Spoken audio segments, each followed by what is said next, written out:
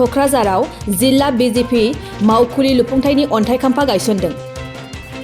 क'क्राझार सहरनि साखाथि हाब्रुबारियाव थानाय देहा बिफाननि फोनांजाब बिथोनगिरि मावखुलिनि साखाथियाव दिनै क'क्राझार जिल्ला बिजेपिनि अरायथा मावखुलि लुफुंनायनि थाखाय अन्थाइ खाम्फाखौ गायसनो आसाम बिजेपिनि गाहाय नेहारारि फणीन्द्रनाथ शर्माया।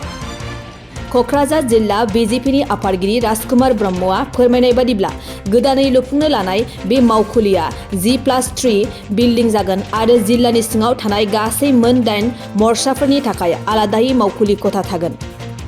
दिनै बे हाबाफारियाव बिटिआरनि मावफुं सोद्रोमाफोर फारियै उरुप कुमार दे, गौतम दास, धर्म नारायण दास, MCLA राजीव ब्रह्म मोनहाबो बाहागो लादोंमोन।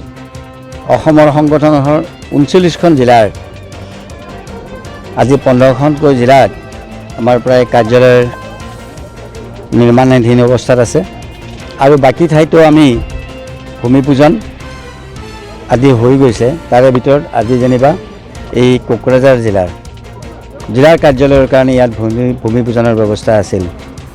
ভাৰতীয় জনতা পাৰ্টিৰ কোকৰাঝাৰ জিলাৰ কাৰণে আজি এটা বিশেষ মুহূৰ্ত, কাৰণ এই কাৰ্যালয়টোৰ দ্বাৰাই ভাৰতীয় জনতা পাৰ্টিৰ স্থায়ী এটা আমাৰ ব্যৱস্থা হ'ব। ইয়াৰ আগলৈকে ভাড়া ঘৰত চলি আছিলোঁ, গতিকে আজি যি হ'ব কম সময়ৰ ভিতৰতে এই কাৰ্যালয় নিৰ্মাণেৰে ভাৰতীয় জনতা পাৰ্টিৰ সংগঠনৰ পৰা আৰম্ভ কৰি প্ৰতিটো কথাই এই কাৰ্যালয়ৰ পৰাই চলিব।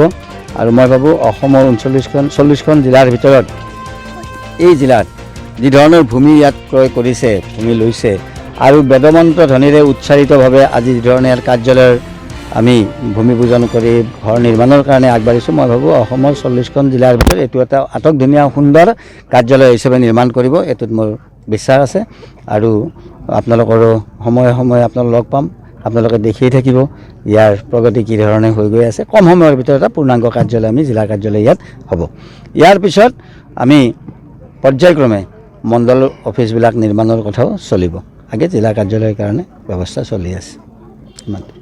ৰাজনীতিত বহু কথাই চলি থাকে আৰু বিৰোধী পক্ষইও তেওঁলোকৰ ৰণনীতি কৰে আৰু শাসকীয় দলেও নিজৰ চিন্তা অনুসৰি সফলতা সকলো ঠাইতে সকলো ধৰণে লোৱাৰ কাৰণে চেষ্টা স্বাভাৱিক ৰখে। আগতেও আছিল, আজিও আছে, ভৱিষ্যতেও থাকিব।